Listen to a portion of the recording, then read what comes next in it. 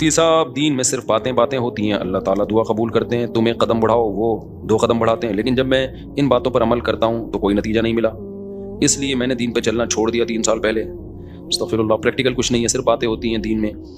ہاں حالانکہ میں تو دین پر چلنا چاہتا ہوں اور سچی توبہ بھی کی ایک بار، پر کچھ حاصل نہیں ہوا۔ یہ کہتے ہیں میں دعا مانگتا ہوں قبول نہیں ہوتی، دین میں باتیں باتیں۔ اللہ میاں نے یہ باتیں کی نہیں ہے کہ تم دعا مانگو کہ تو میں اس طرح سے قبول کروں گا کہ جو تم کہہ رہے ہو تمہیں مل جائے، یہ باتیں اللہ نے کی ہوتی، پھر آپ کہتے ہیں اللہ میاں صرف باتیں کر رہے ہیں۔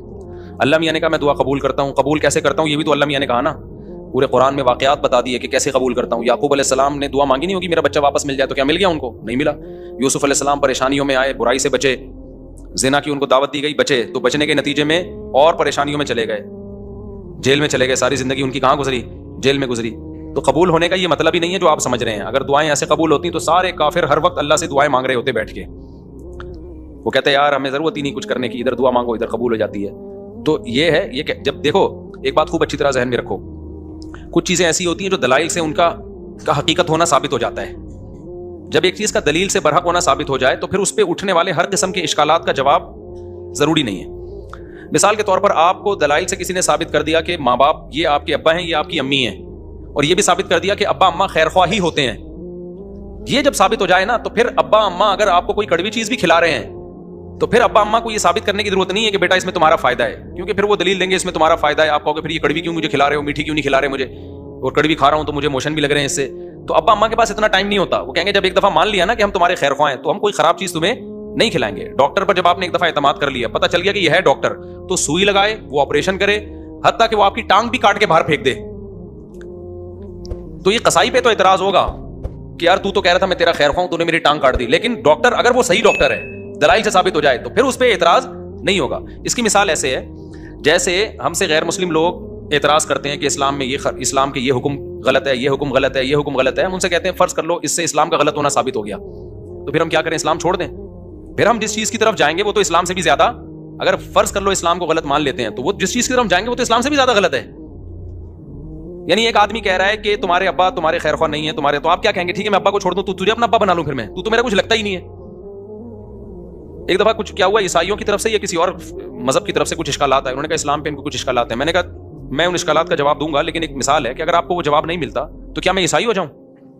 کیا عیسائیت پر اشکالات نہیں ہے کیا؟ تو یہ دنیا میں ہو نہیں سکتا کہ ہر چیز 100% ہر چیز آپ کی سمجھ میں آ جائے۔ جب کچھ بیسک چیزیں جب سمجھ میں آ جاتی ہیں تو پھر آگے ہتھیار ڈالنے پڑتے ہیں آپ کو کہ بھائی آگے وہ سمجھ میں آئے نہ آئے، آپ نے یہ ماننا پڑتا ہے کہ جو چیز سمجھ میں آ جائے ٹھیک ہے، نہیں آئے تو بھائی میرا علم کیا ہے؟ ناقص ہے۔ پہلی بات یہ کہ یہ جو انہوں نے لکھا کہ اللہ تعالیٰ نے اسلام نے کچھ باتیں کی ہیں، دعائیں قبول ہوتی ہے، قدم بڑھاؤ اللہ تمہارا ساتھ دیں گے، اللہ تمہیں جو ہے نا تم 2 قدم بڑھاؤ گے اللہ 4 قدم بڑھائے گا، تو اگر اس سے غلط ہونا ثابت ہو گیا تو یہ کیا مطلب؟ اللہ ہے نہیں کیا؟ یہ کائنات خود بخود بنی ہے، یہ ثابت ہونا چاہتا ہے اس سے۔ دوسرا اللہ ہے تو کیا مطلب؟ وہ جھوٹ بولتا ہے معاذ اللہ، اس نے یہ غلط باتیں کی ہوئی ہیں، ظاہر ہے یہ بھی نہیں ہو سکتا، اللہ کیوں غلط باتیں کرے گا؟ یا اسلام کا غلط ہونا ثابت ہو جائے گا تو پھر کون صحیح ہے؟ کیا ایتھیسٹ لوگ صحیح ہیں جو جن کے پاس کوئی صحیح اور غلط کا کرائٹیریا ہی نہیں ہے، معیار ہی نہیں ہے ان کے پاس؟ پھر تو یہ انسان اور گدھے گھوڑوں میں کوئی فرق رہے گا نہیں، پھر تو یہ کائنات یہی آئے گا جو ایتھیسٹ کہتے ہیں خود بخود بنی ہے۔ تو وہ آپ یعنی ایک اشکال سے نکل کے بھاگیں گے اور اس کے بڑے اشکالات کے جال میں آپ پھنس جائیں گے۔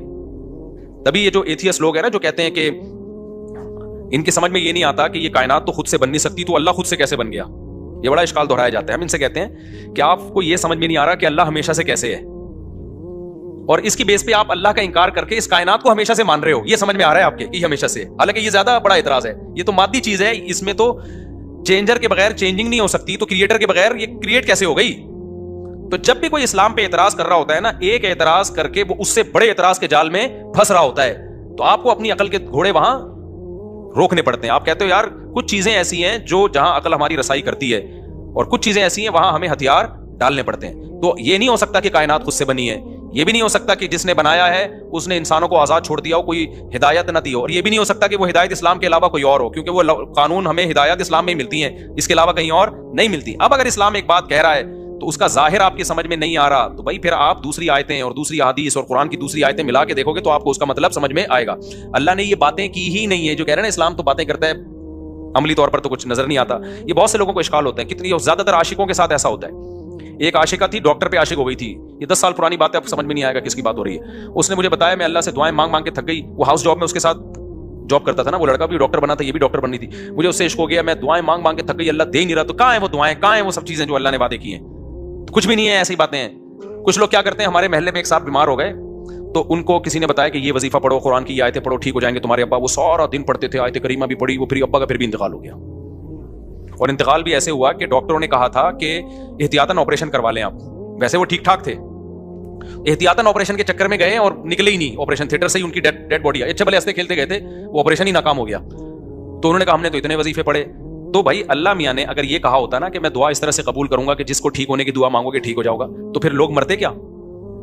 پھر تو انسان کی عمریں سب کی 90 سال لازمی عمر ہوتی, کیونکہ کون بوڑھا نہیں ہے جس کے لیے, کون بیمار نہیں ہے جس کے لیے پیچھے دعائیں نہیں مانگی جاتی.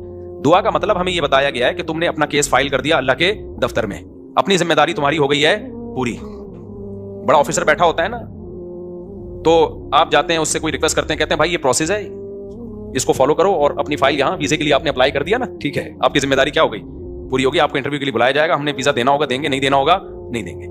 تو ہم نے اپنی ذمہ داری پوری کر لی ہے. باقی اللہ کا کام ہے, وہ اس طرح سے دعا قبول کرتا ہے یا اس طرح سے دعا قبول نہیں کرتا. لیکن اس نے کہا میں قبول کرتا ہوں, کیا مطلب؟ پھر اس نے قبول کرنے کا مطلب ہمیں بتایا. بعض دفعہ میں وہی چیز تمہیں پکڑا دوں گا جو تم چاہ رہے ہو, بعض دفعہ اس کا کوئی آلٹرنیٹ میں تمہیں دے دوں گا, بعض دفعہ کوئی مصیبت آنے والی ہوگی, وہ مصیبت میں تم سے ٹال دوں گا.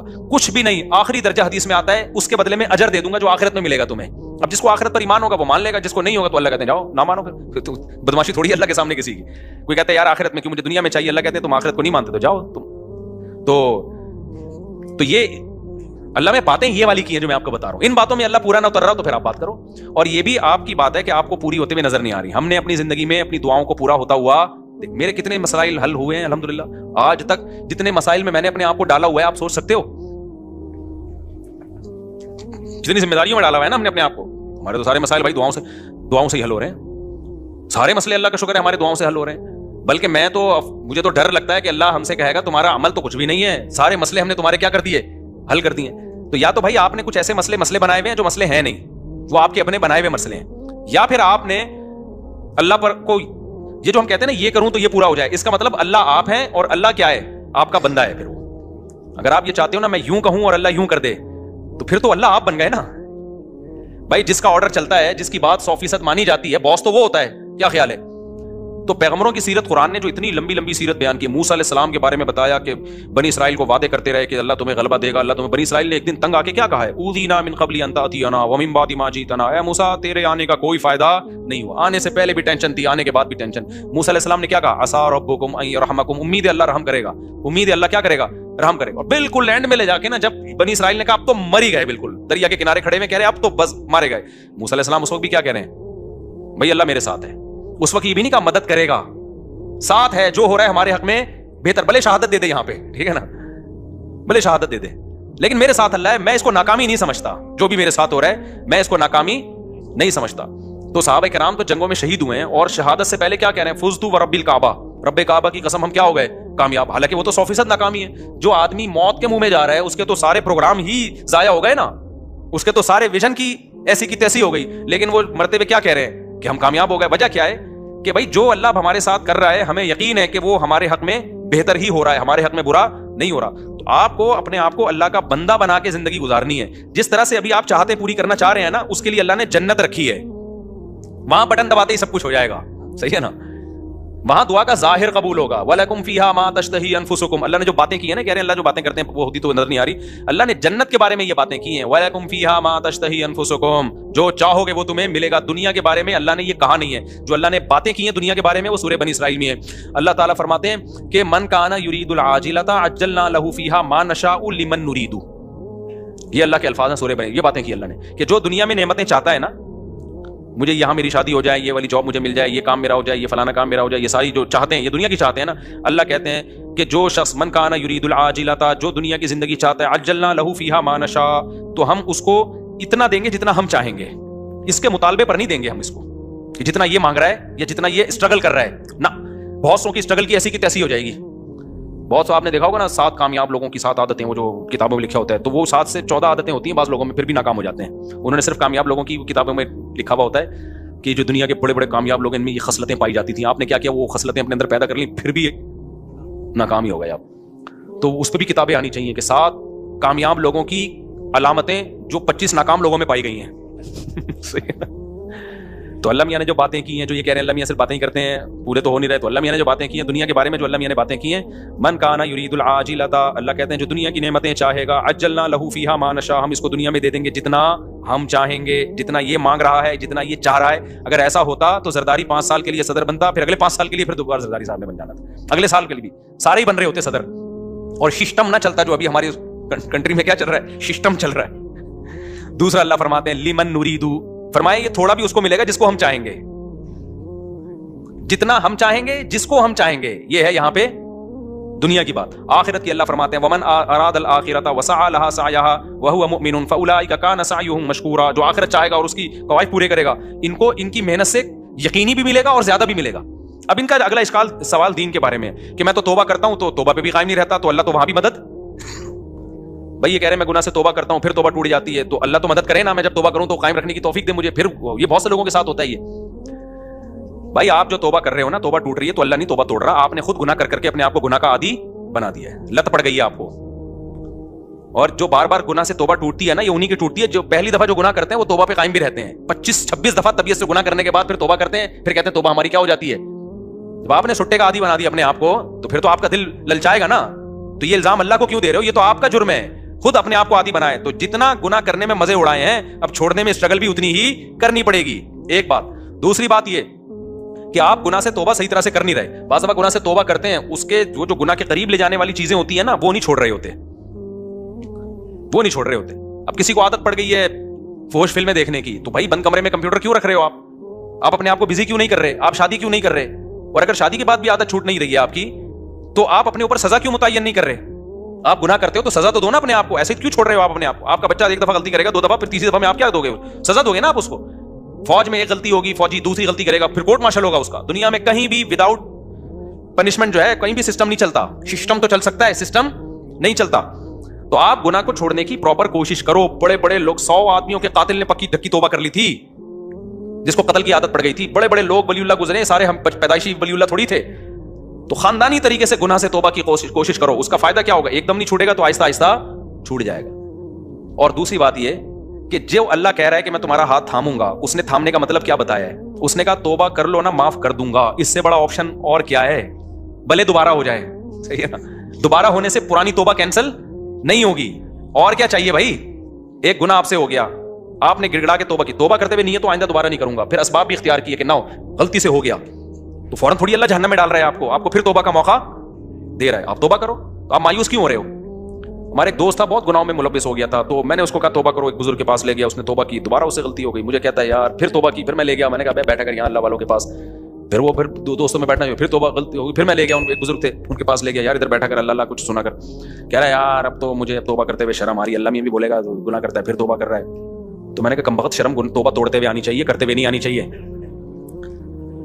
توبہ توڑتے ہوئے شرم آنی چاہیے کہ کتنی گڑگڑا کے اللہ سے توبہ کی تھی, اب نہیں کروں گا. بے شرم بن کے دوبارہ کیا کر رہا ہے. جو شرم ادھر آنی چاہیے تھی وہاں آنی رہی, جہاں نہیں آنی چاہیے وہاں آ رہی ہے شرم.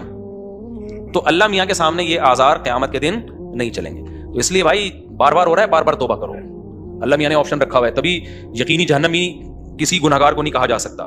این ممکن ہے آپ کی اس اسٹرگل کی بیس پہ اللہ کہ چل بھائی کوشش میں لگا ہوا تھا, تو بھائی آپ اسٹرگل میں لگے رہو, مایوسی کی باتیں مت کرو. ہم اللہ کے بندے ہیں, غلام ہیں, ہم اس زمین کے باپ نہیں ہیں. مغفرت کے دروازے کس کے ہاتھ میں ہیں, تو جھکے رہو گے اللہ کے سامنے, لگے رہو گے. ہو سکتا ہے اللہ ویسے کسی فرشتے کو بولے اس کو ٹھڈا مار کے جنت میں بھیج کے, تو جنت میں جانے والا بنتا نہیں تھا, بنتا نہیں تھا, چل جا یار, کیا کریں, کوشش میں لگا ہوا تھا, چل جا جنت. بعض دفعہ ایسے ہوتا ہے نا کہ کوئی چپک جاتا ہے آپ سے, کوئی بھکاری, آپ کو پتا ہے یہ مستحق نہیں ہے, لیکن جان چھڑانے کے لیے آپ کہتے ہیں ایک لات مار کے اس کو 50 روپے دفعہ ہو یہاں سے, یہ پکڑ پیسے جا. تو ہو سکتا ہے اللہ کی رحمت جوش میں آئے, اللہ کے توبہ کرتا تو رہتا تھا نا, گناہ پہ ڈٹ تو نہیں گیا تھا نا, اس کو ندامت تو تھی, روتا تو تھا. تو اللہ میاں ہو سکتا ہے کچھ فرشتے سے کہیں اس کو بنتا نہیں ہے اس کا جنت میں جانا, لیکن اس بغیرت کو بولو دفعہ ہو جنت میں, شاید اللہ کر دے. لیکن اگر یہ اسٹائل ہے نا, جو یہ والا اسٹائل ہے کہ اللہ میاں باتیں کرتے ہیں پوری کرتے نہیں ہیں, میں تو توبہ کی کوشش کر رہا ہوتا کچھ بھی نہیں ہے, پھر تو مایوسی ہے. اللہ کے سامنے جو اکڑ گیا, تو اللہ کا شیطان اکڑا ہے یار, اتنا پرانا تعلقات اس کے اللہ سے, وہ اکڑا ہی تو تھا, تو اللہ کا کیا بگاڑ لیا اس نے.